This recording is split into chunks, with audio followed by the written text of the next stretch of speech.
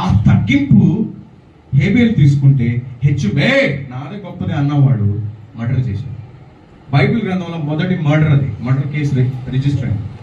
చంపినోడు బయటోడు కాదు, చంపించుకున్నోడు బయటోడు కాదు, ఇద్దరు ఒకటే, అన్నదమ్ములు, ఒక్క తల్లి పుట్టినోడు.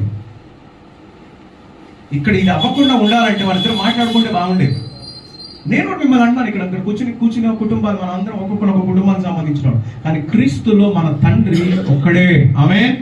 యేసుక్రీస్తు వారు మన తండ్రి, అబ్బా, ఫాదర్ అని దేవదూతలు కూడా పిలవని స్థితిలో ఉంటే నిన్ను నన్ను పిలవమంటున్నాడు. అయ్యి నేను మీ డాడీని ఎలా అడగాలి మనం వెళ్ళి?